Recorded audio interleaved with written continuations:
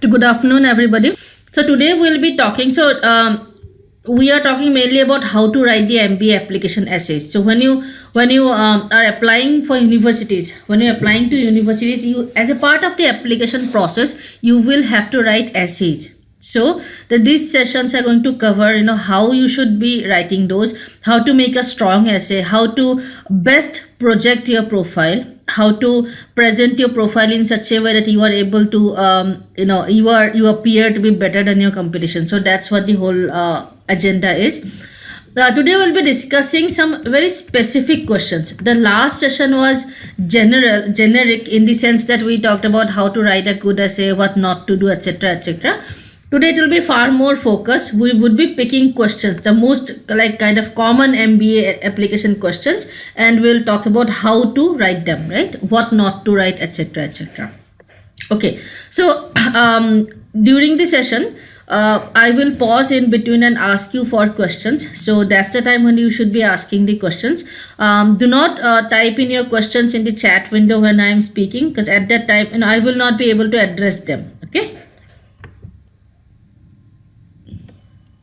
The most common essay is the goals essay, the career goals essay. So in some universities where they do not have specific essay questions, they would have an SOP, right? They have something called an SOP.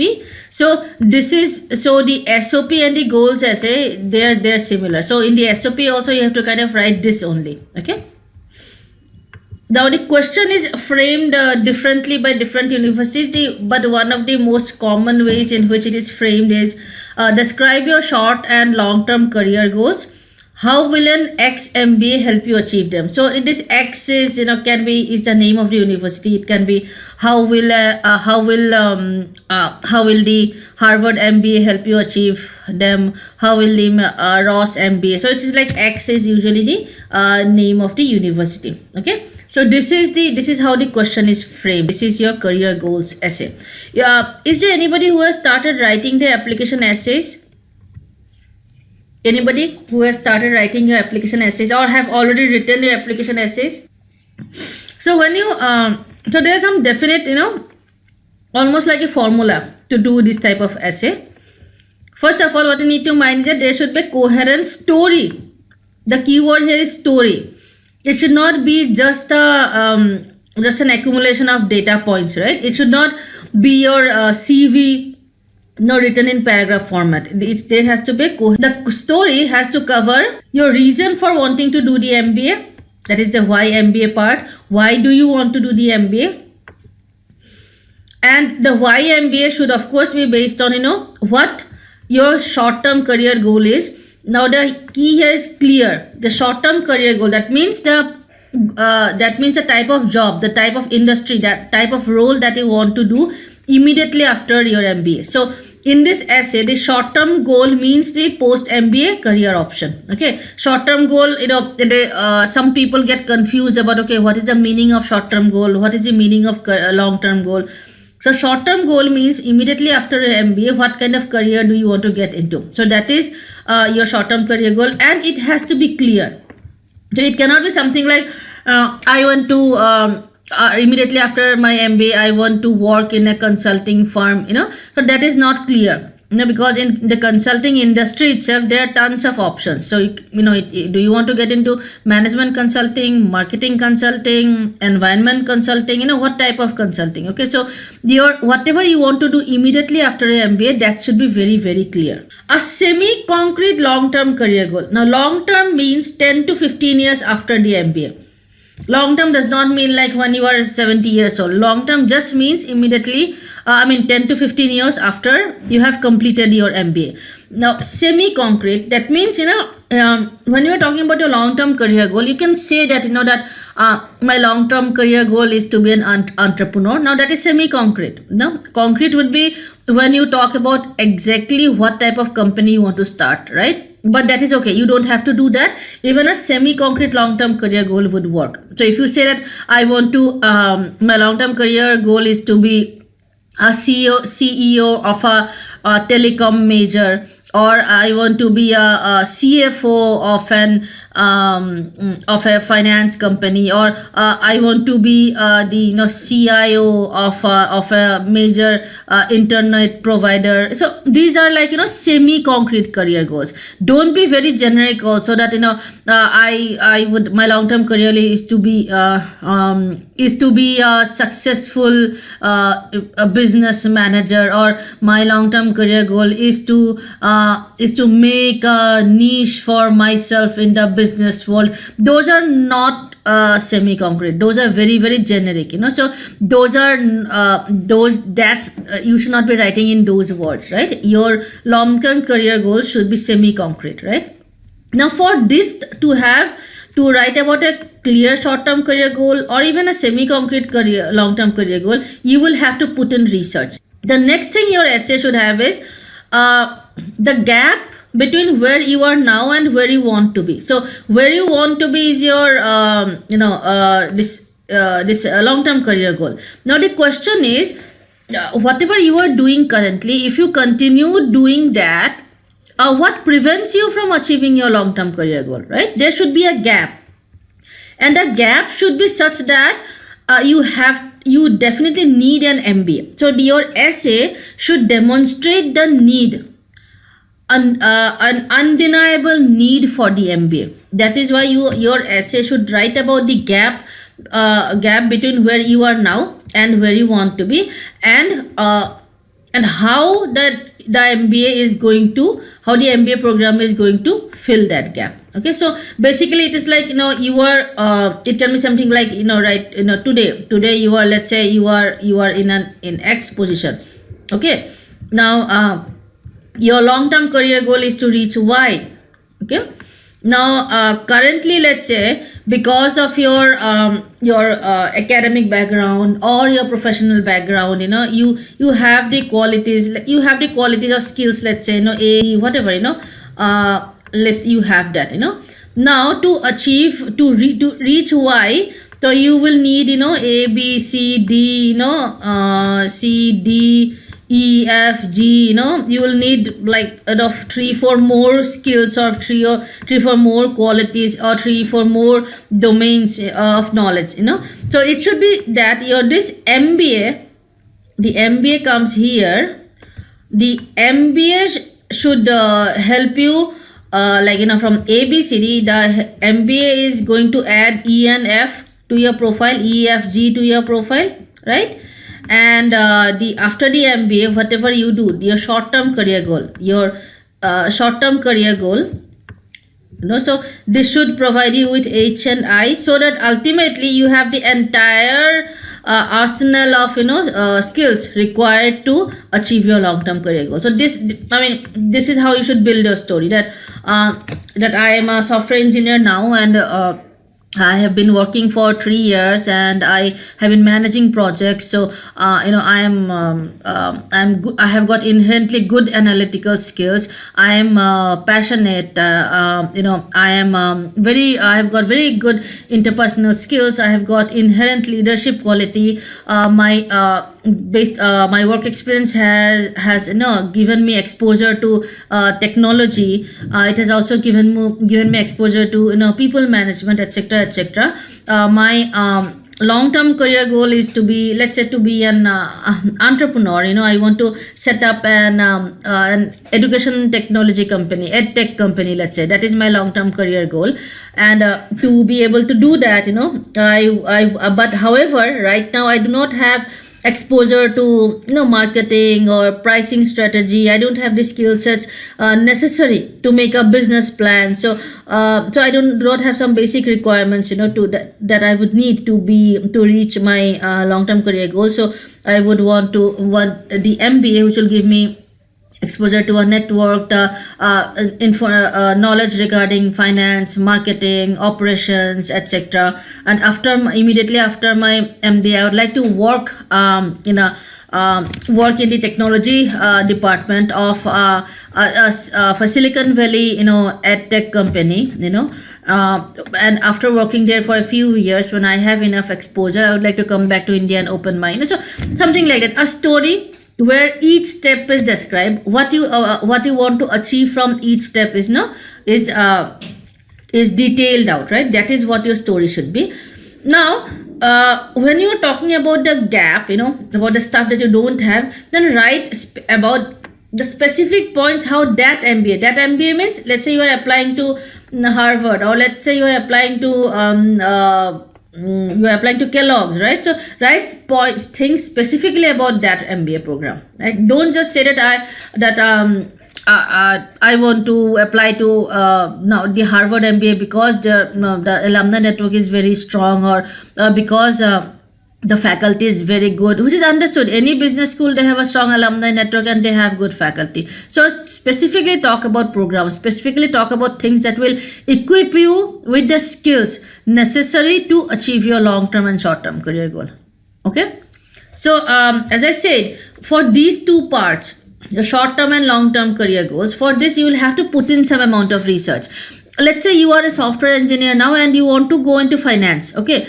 So you need to know that post MBA, immediately after the MBA, people who do not have previous and prior finance knowledge, what kind of roles are they recruited at? They are not recruited directly as investment bankers. So what kind of roles are are there for people who do not have any prior education or work experience in the finance industry? So this type of research you will need to know. If you are applying when you are applying to a certain university, let's say you are applying to Purdue or a Duke, go to their career cell, right? In a career cell, you will get a list of the companies that came for recruitment the previous year. You will also see the percentage of students that get placed in different domains. So use that data, to get an idea, to do this research about what your short-term goal can be. Long-term goal is easy to do. There are only some 4 or 5 big things that you can do. So which is not that difficult to do. But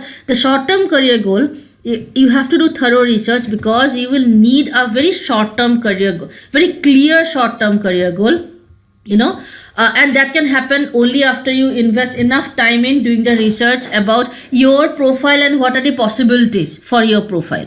If you are a CA wanting to get into finance, then the type of jobs that you will get in the finance domain after the MBA are different from the ones that are software engineer who would get after the MBA. So these kind of background research you will need to do. Okay, right? Any questions on the goals essay? This is the most important essay, by the way. Therefore, the clarity of thought is extremely important. Anybody any questions till now? Okay. The next type of essay is the accomplishment essay. That means you are asked to write about your biggest accomplishments and etc. right? So Rohit, your question is, how long does an essay have to be? It totally depends on the university. In some university, they specify the word limit as 750 words. Some universities may say 500 words. Some may say 200 words. So it is a university specific requirement. There is no generic guideline to that. Universities will give you the word limit. Okay, right. So now accomplishments, achievements, so this is the next type of essay. The question is usually framed like this, describe what you believe to be your 3 most substantial accomplishments. This 3 can be 2 or to be your most, it can be like that also, but this is one of the most common questions where you are asked to write your 3 most substantial accomplishments, right? Pay attention to the word substantial.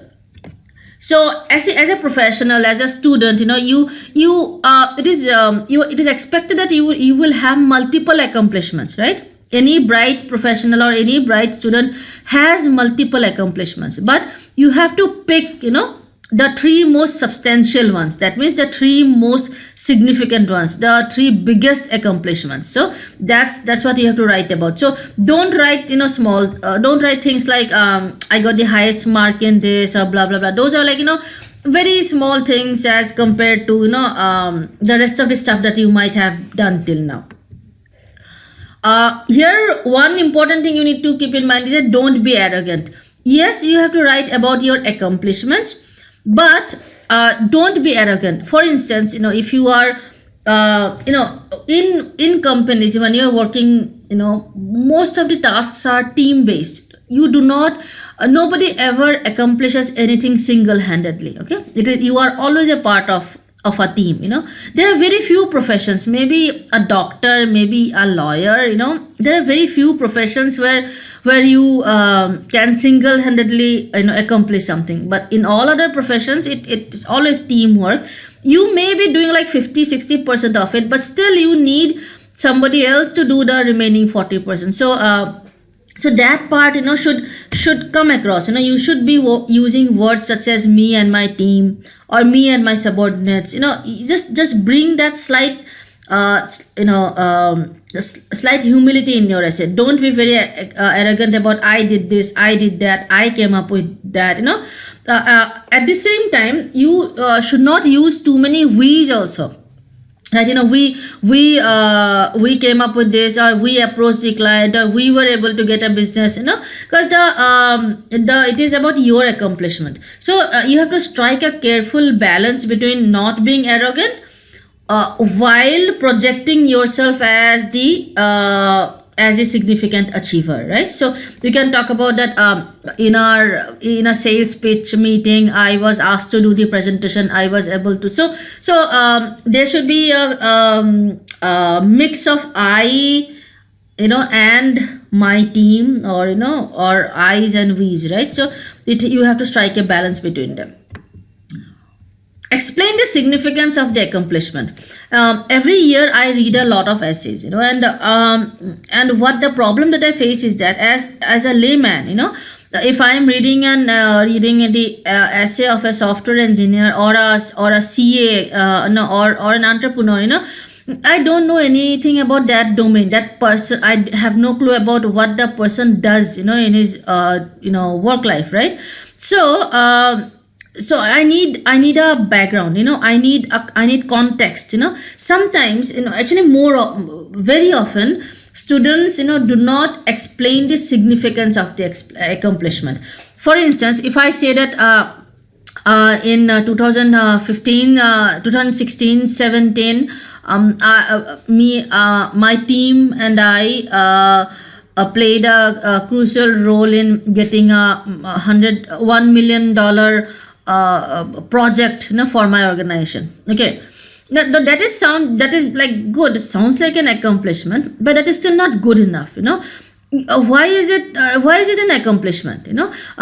If is it an accomplishment because you have never done you have not done that kind of a deal before, or is it an accomplishment because very few people in your company are able to get that such huge projects, or maybe it is an accomplishment because most of the projects that come to your company are just probably about few hundreds of thousands of dollars, but your project was 1 million, or maybe it was one of the only $5 million projects that your company got. So explain the significance of the accomplishment. In short, why is that even an accomplishment? Why do you consider that to be an accomplishment? So that part usually students do not explain in the essay, right? So you have to make sure that a layman, reading your essay, should understand why that accomplishment is actually an accomplishment. Okay. Did you understand this point? Did you understand what I'm trying to say? Like right now, when I ask you guys about what your accomplishments are, you'll probably tell me. You'll probably not tell me that okay, I am the topper in my university, so or I got so. But why is that an accomplishment for you? Why do you consider it to be an accomplishment? That story needs to be there. Okay. Next, give data and quantifiable or tangible outcomes. So I worked very hard is not an accomplishment, or because of my efforts the company was able to do well. No, that is not a good accomplishment. What do you mean by well? So give data, give quantifiable and or tangible. Now difference between quantifiable and tangible is that quantifiable means you will have you'll have data like the attrition rate decrease, the revenue increase, the profit increase. So these are like quantifiable things that you can calculate.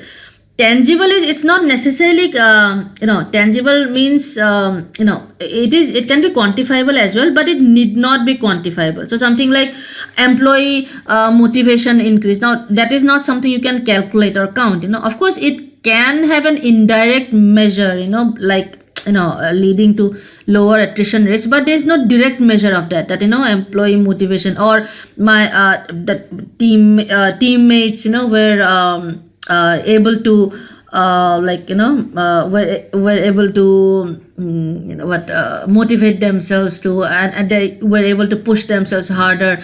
Those are still outcomes, those are tangible outcomes also, but they are not necessarily countable or calculatable, right? So that's the meaning of this. So either some of your accomplishments, some of your tasks that you do, right, they need not be then they will not be quantifiable, right? For instance, let's say Jamboree admissions counselor, he can say that most of my students, or more than 50% of my students have got admission in top 30 universities. Now that is not necessarily quantifiable, because top 30 can vary now, it differs from year to year, right? Or you can say that most of my students who got admission in the top 30 universities are currently currently successful professionals. Now successful professional, that's not a quantifiable term, right?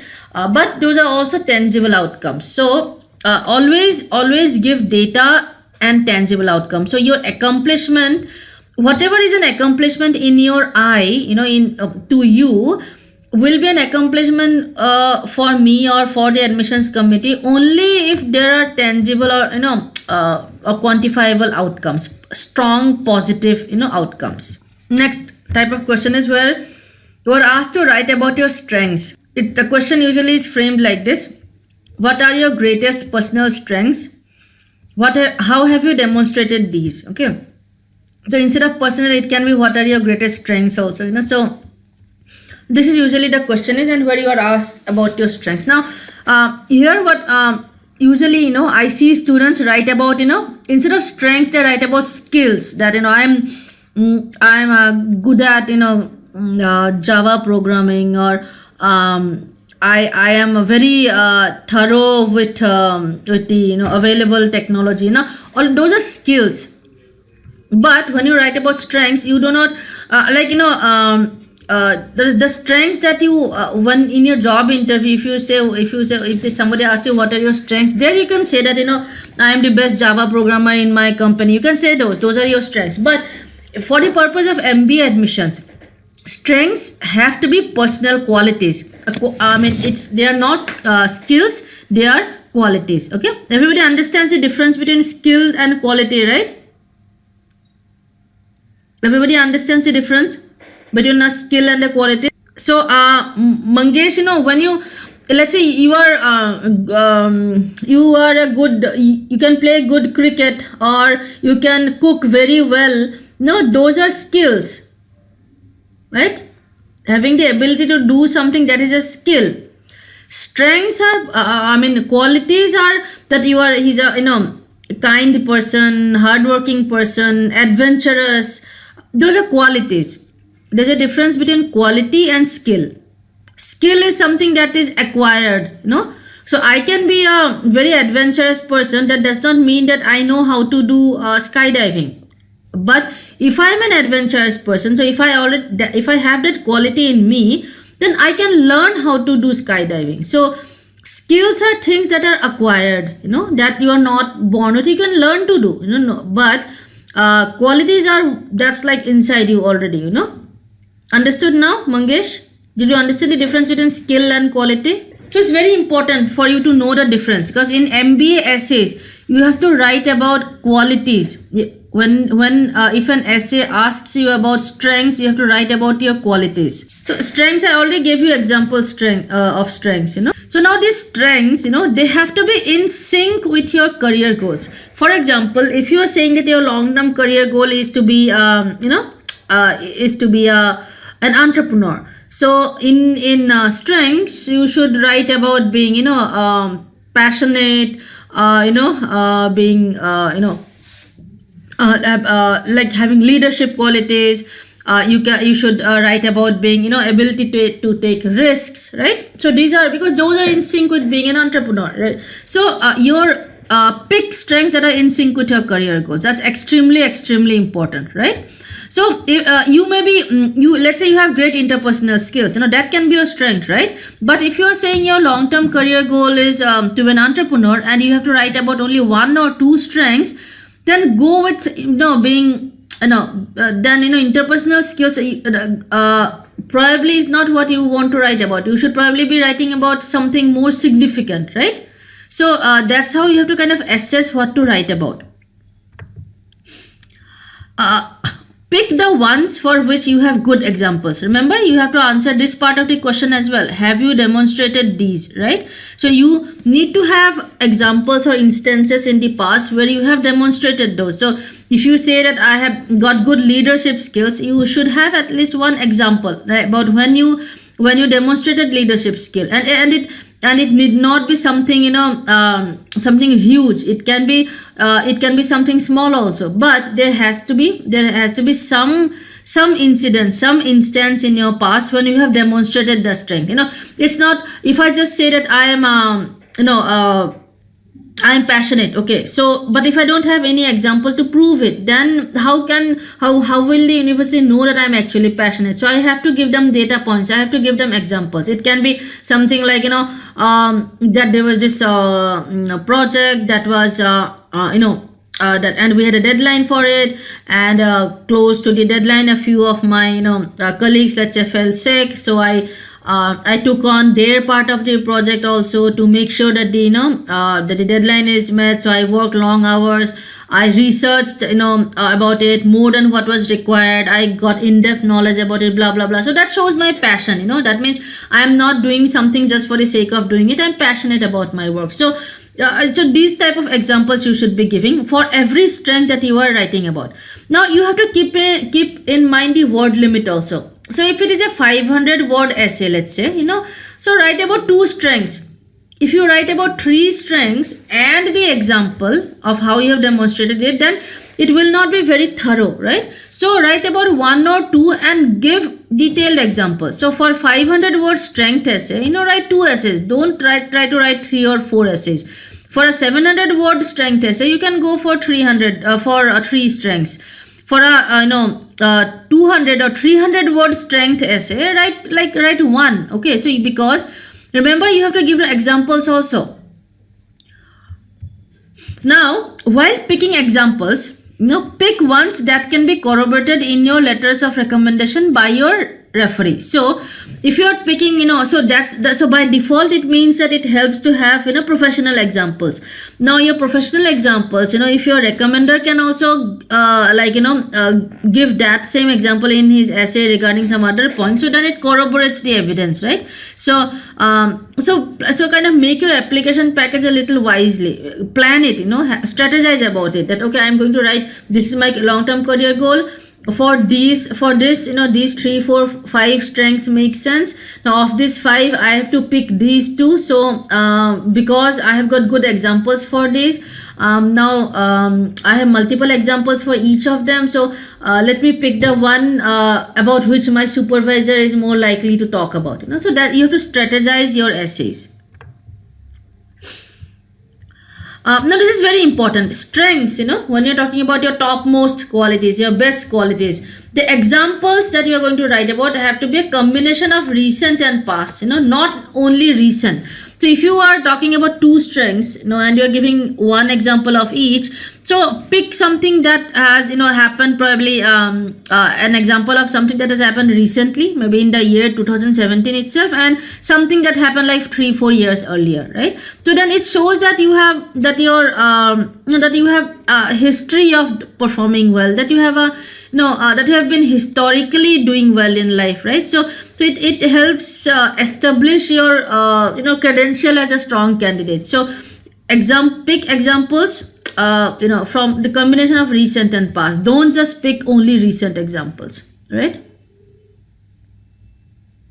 Now that is also bad. If you do not have any good examples in present, that is also not good. So because you may have been very good in the past, but if you're not good right now, then the universities are not going to be that interested in you. Okay, so at least think of examples, or if you have time now, then create instances, right? Do well, come up with the good examples, but you have to have something positive in your present as well. All the examples cannot be of the past, and if you do not have any example related to a particular strength, then just find some other strength to write about. Okay, any questions?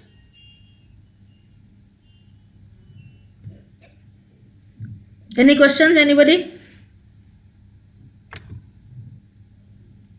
Now this is a tricky one, the weakness question. Okay, this is very tricky because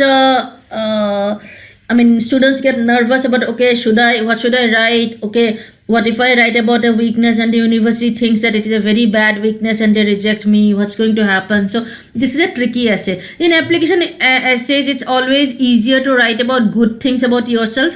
Whenever you are asked to write about bad things about yourself, then it is pretty perfectly okay to be nervous about it. That what you have to be very judicious about it. Okay.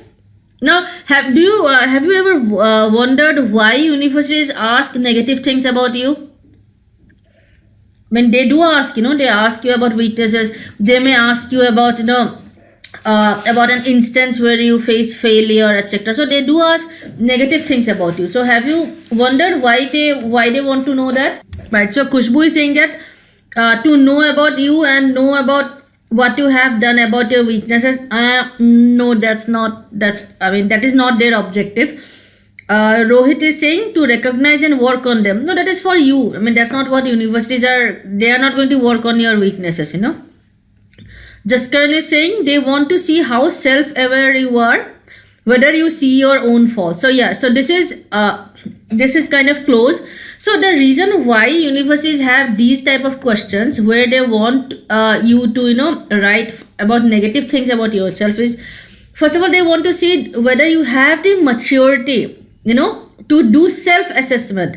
See, any successful manager, to be a strong manager, you have to be able to do an objective self-assessment. You know the meaning of objective self-assessment, right? And you have to be able to say, well, these are the areas where I am weak, these are the things that I have to work on, this is how I have to improve myself. So that is an objective self-assessment, right? So, and it's a very, very important requirement for any good manager, especially if you end up being in a senior management, a team of any organization. You have to be able to do a very objective self-assessment. So that's why they have these questions in applicants, to see whether you have the maturity to do that.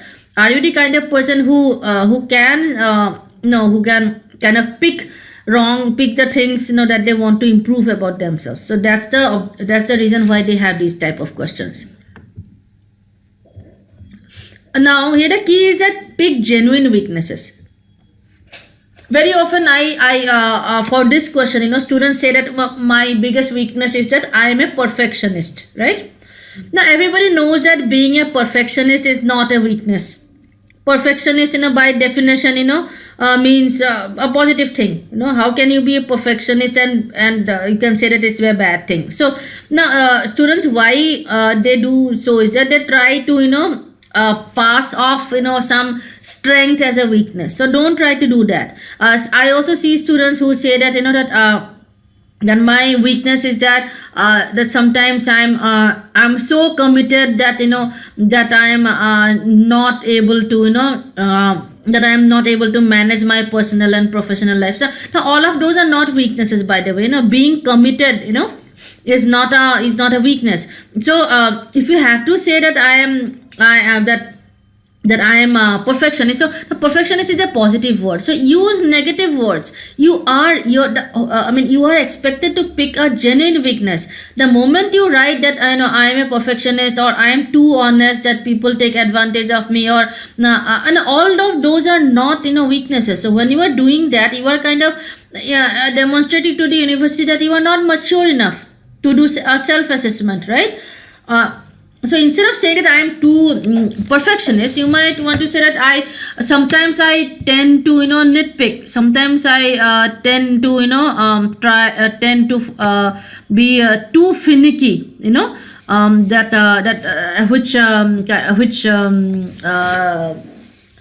Which my colleagues find repulsive. So, whatever it is, just try to pick genuine weaknesses, things that are actually, things that people want to change about you, or things that you want to change about yourself.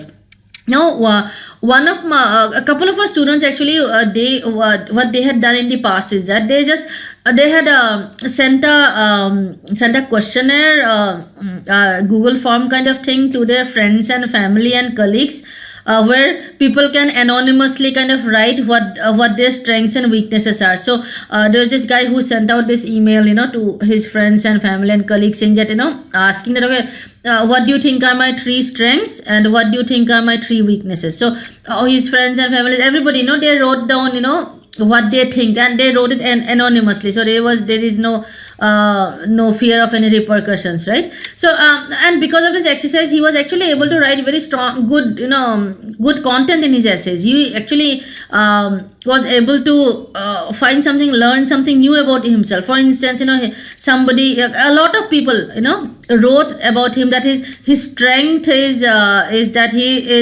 he always stays calm under pressure. So he himself did not know about that. He did not realize that people see that as a strength in him. So he did not know that. And he actually wrote an essay around it, that how that helps him assess situations level-headedly, how his team members or sometimes even seniors turn to him in times of crisis. So he actually wrote an entire essay based on that, and something that he did not even know that was his strength, right? So you can be innovative about it. You can ask your friends and families. You can ask people, okay, what do you think are my weaknesses? So you'll be surprised by the answers, by the way. So you can do that. So again, Mangesh, workaholic is not a negative thing. Again, being sensitive is also not a negative thing. So you have to pick genuine weaknesses, right? Why do you think being sensitive is weakness? That is not actually, it is viewed as a strength in many countries. So you have to pick genuine weaknesses. Pick very common and generic qualities. Something like I'm a little impatient, or I'm a little short-tempered, or something that a lot of people are, need not be big, right? So that sometimes I tend to procrastinate, or so all these kind of things, if you write, so which probably half the admissions committee will also have, so that is perfectly fine. Pick very common and generic qualities. Don't write about and one big no is that in your weakness, don't write that about anything related to time management problems, because as a manager, that is one almost like without that you cannot be a good manager. If you do not have good time management skills, you are never going to be a good manager. So in your weakness, you should not write anything related to problems with time management. So when you say that I'm not able to balance my time between my family and work, so that is very bad. If you are saying that my that I have problems prioritizing my tasks, now that is also that is also very bad. So any weakness related to time management problems, that you should not be writing about. That is a strict no. Okay, that is a definite don't. Rest, just as I said, pick very generic and common qualities. So examples should not be recent. Now this is very key. This is very, very important. Remember, in strengths, I told you that the examples have to be a combination of recent as well as past. In weakness, now they should not be recent. It should be like 2-3 years old. So if you are if you are writing about a weakness, and if you are giving an example of how in what situation that weakness prevented you from doing well, etc., etc., so the example should not be recent at all, at least 2-3 years old. If you have more than 10 years of work experience, then the example should be like in the initial 2-3 years of your professional life. So keep them as much into your past as possible. So Sangeeta, your question is you panicking soon in some situation. So you need not say in some, don't use the word panic. You say that that public speaking makes me nervous, or I used to be very nervous about public speaking, or I tend to avoid confrontations, so which so all these things you can write. These are like weaknesses in a professional setup. These are all weaknesses, but not like big ones. Not this is also very important. It's not just enough to write about your weakness. Include things that you are doing to overcome the weakness. So if you are picking an example that is like 3-4 years old, then you can end by saying that however, after that instance, now I take these measures.